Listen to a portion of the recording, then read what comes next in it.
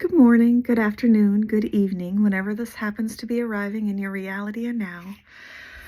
Oh, it's cold.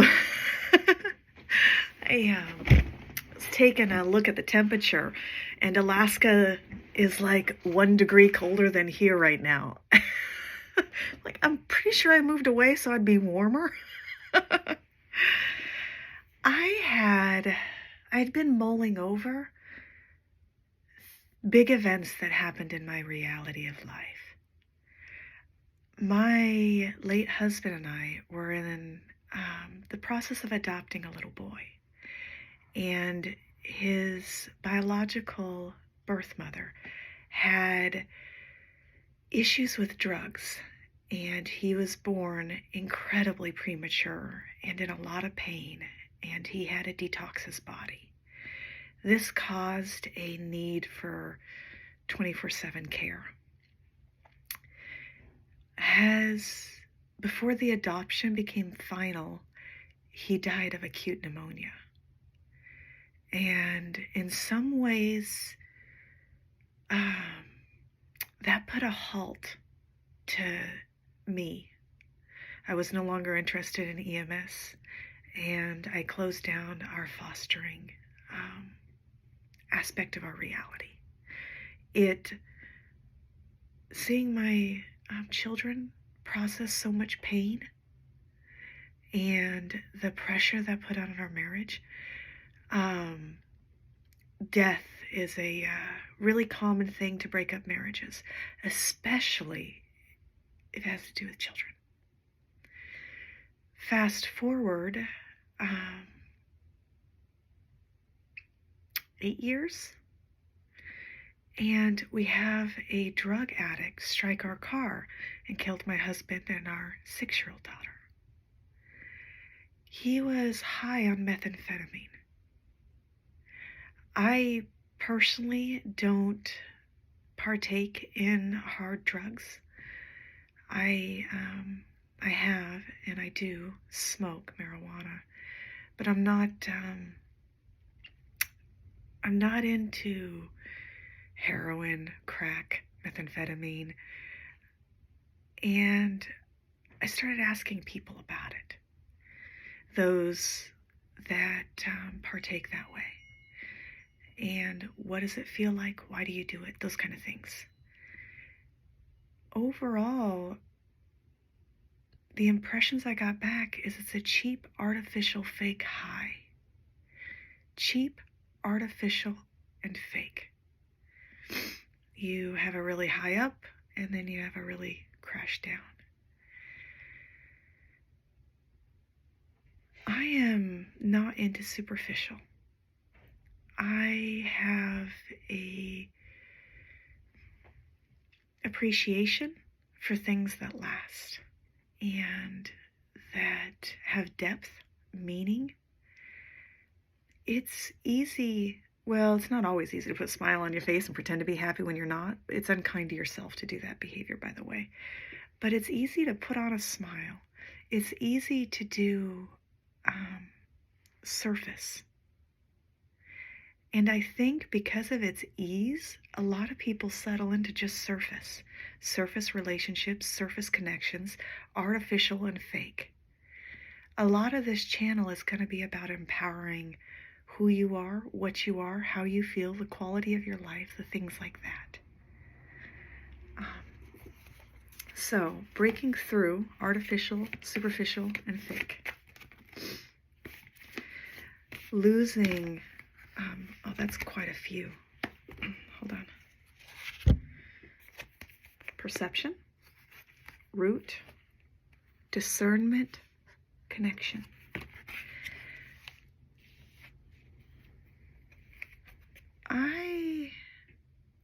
That's interesting. Give me a second to look at these.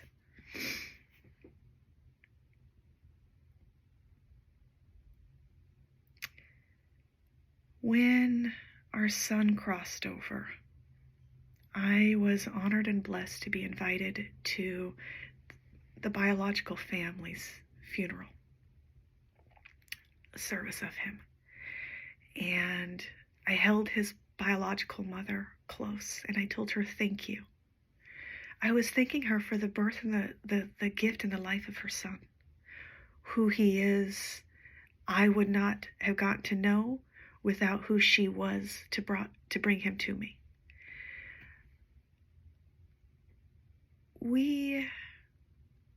The gentleman who intoxicated his body and then struck our car, I worked hard to hold gratitude towards him. I don't believe birth or death to be accidental, and it was a difficult thing to have smack you head on. Thankfully, I have a hard head and I'm awfully stubborn. And there were synchronicities that made the mourning period easier the second time around. And when I mean easier, my heart felt lighter. I was able to laugh more, and I could feel and hear my daughter Avienda. I could hear her laughter, and I could feel the love of my late husband. He, till death do him part, mattered very much to him. And I was ready for us to have a fresh start, a new beginning. There were debris in our marriage field where you're not here. He, out of a year, he'd be gone for 6 months of it. Not in a stretch. It was 2 weeks on, 2 weeks off. Anytime the family needed something, he would sign up for more work. Anytime his co-workers needed someone to fill, they usually called him because he would. And he volunteered. He spent a lot of his time, energy, and effort helping others. And at the home front,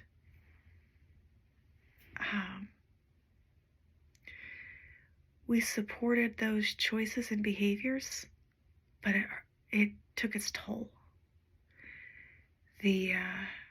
Of our years together, even when we lost our son, he went back to work on time. And that was partially because he asked, do I stay? And I said, you can't do anything. He's still going to be gone.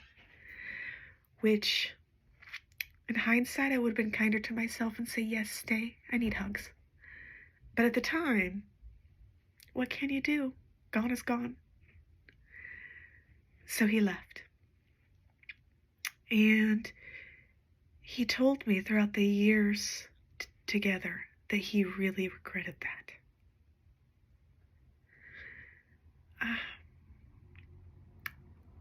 I think it was either the month.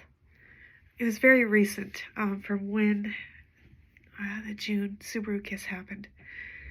He took time off work because I had a festival I was going to.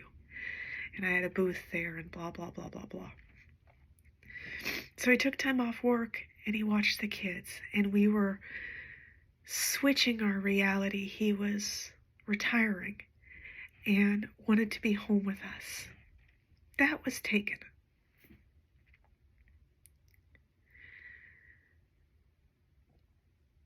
His pattern habit of an incredible work history has made it so that his youngest and I can live our reality of life with a Social Security.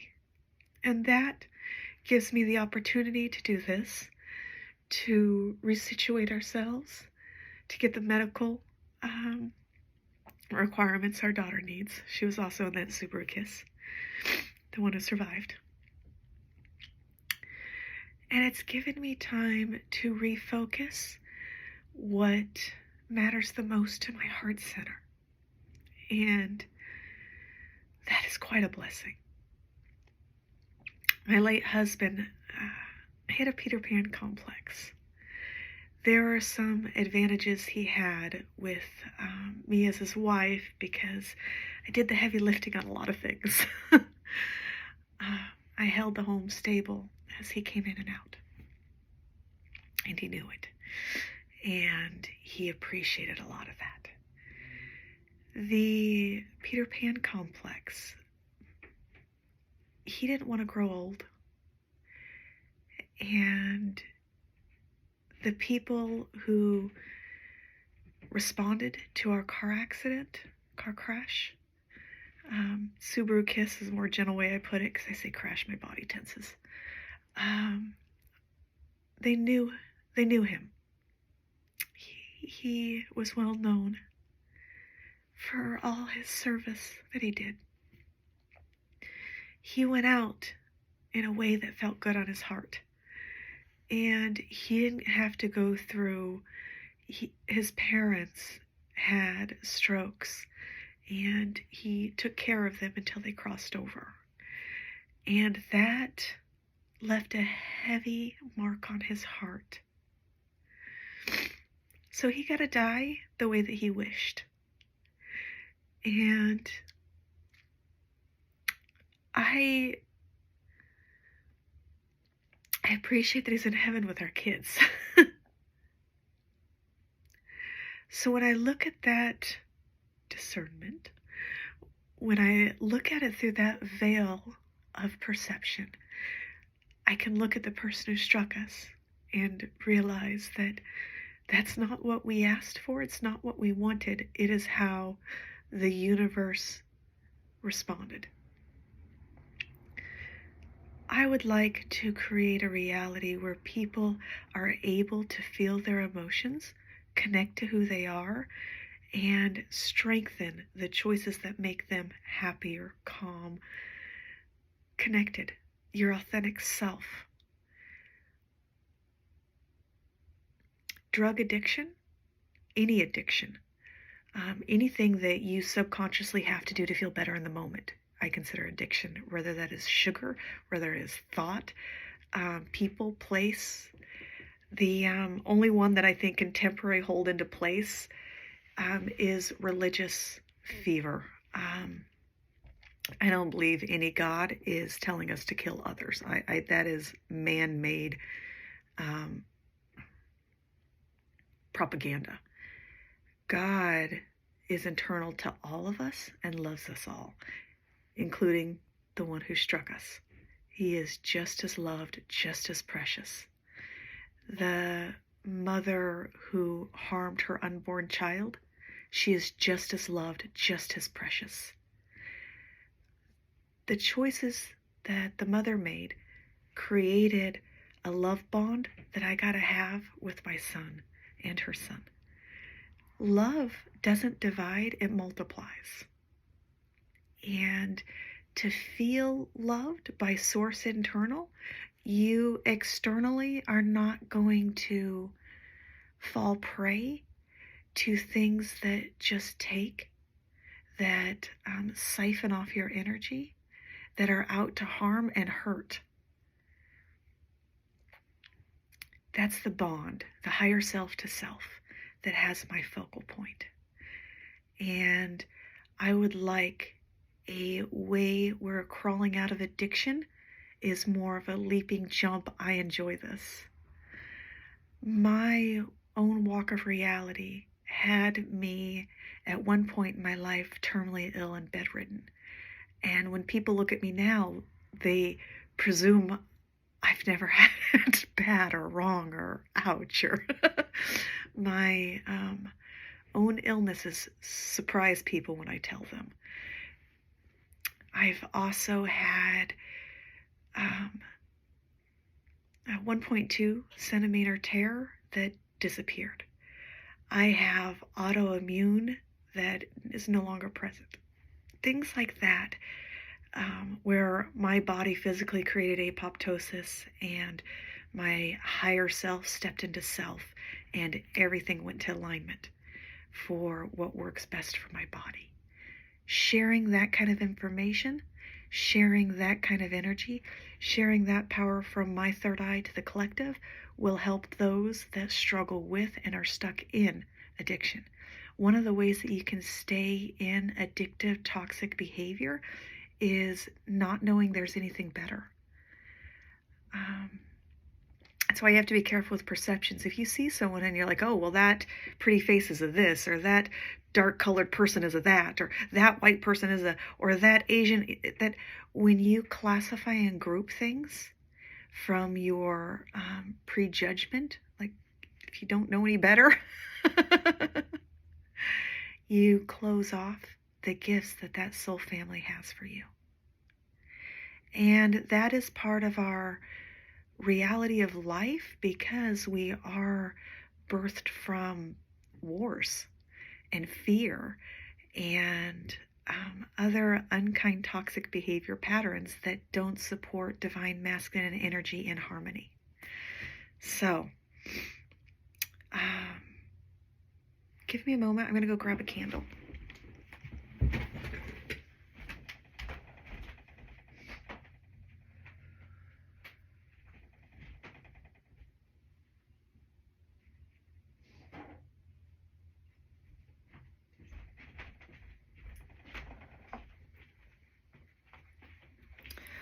Eventually I'll be one of those really good at editing videos person that can blank that stuff out. Not now. My youngest daughter had told me years ago she wants to be a influencer. And learning how to edit videos, learning all that will be part of our reality. I'll learn it with her. Right now she's still, Mom, don't put me on TikTok. So I haven't been able to make the video. Most of my videos have to do with my bird or my kids. All right. Authentic, real connection. Higher self to self. I will be focusing on helping people get out of addictions. My late husband was always impressed of my willpower. And I'll also share some funny stories, like 17. I won't do that now, but I'll share some of the more lighthearted, funny things and the ways that difficult things were made better. A friend of mine, her husband has recently crossed over, and that's had me thinking strongly on how love multiplies. It's something I told my kids the whole time raising them. Love doesn't divide, and they've learned that my former husband's girlfriends, their kids were welcome at our house. Always, even when they stopped dating, that child welcome at our house. That you are welcomed here. You are a part of the family. That red welcome mat is something I had, to me, felt normal. And the more that I'm being exposed to family flow, I'm realizing, oh, that was... to me, I feel it is normal, but in our society, maybe not so. My children had, when they got a new mother, my son made a joke about Mom 2.0, and I still tease him about that to this day. It takes an entire village to raise children. In Alaska, I didn't have extended family. And my children weren't really raised with cousins and aunts and uncles. And my granddaughter is being raised with aunts and uncles. And it's healing for my heart, seeing the family blossom and open.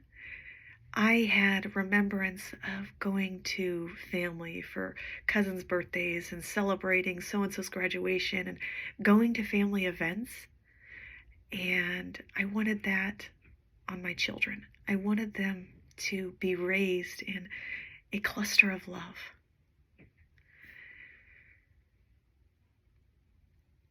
Our ancestors, the angels that work with us, that is a cluster of love everybody has access to.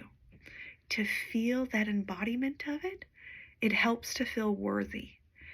I get a little impatient with everybody talking about awakening being all so hard and swimming in the, you don't know how hard this is, and I struggled so much, I'll teach you how I struggled.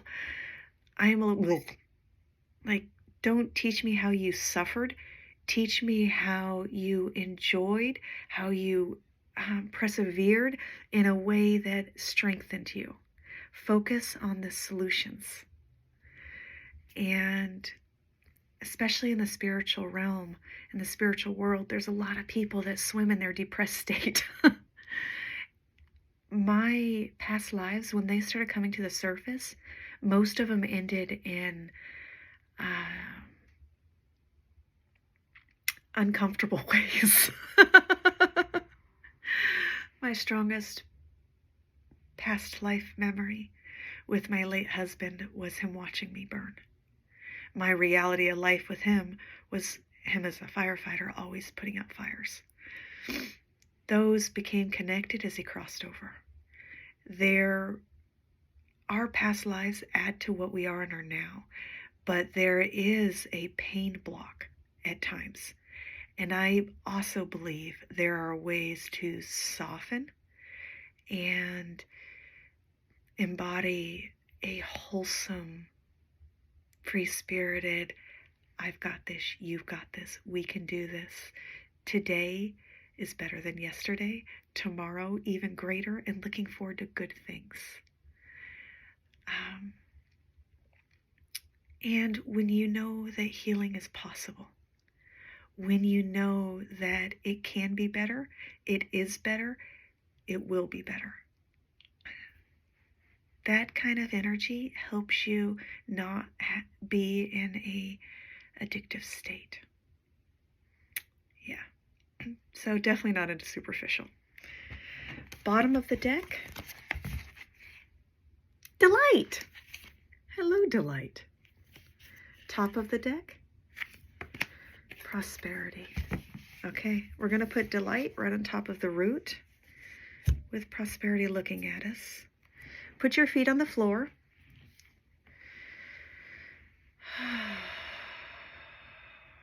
We're opening up to Gaia, and we're also opening up the crown, magnifying the energy of our third eye. Our third eyes can activate the gifts and the abilities within ourselves and with each other.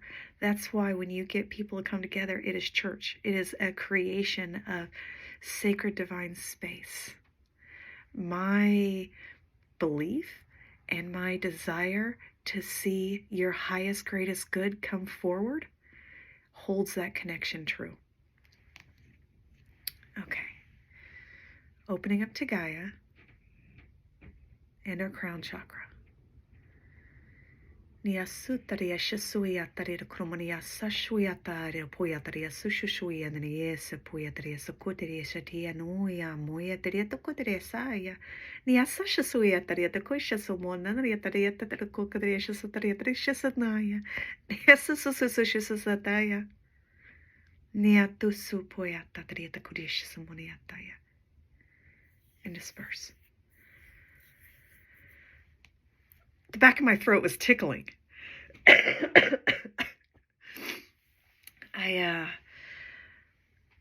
In the back of my neck, I could feel fingers.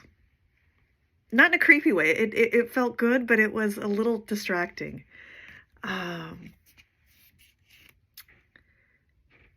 That happened when I started focusing on the third eye and projecting it out. I want to pull a card for the third eye projecting out and what that was. It was strong. Okay. Forgiveness.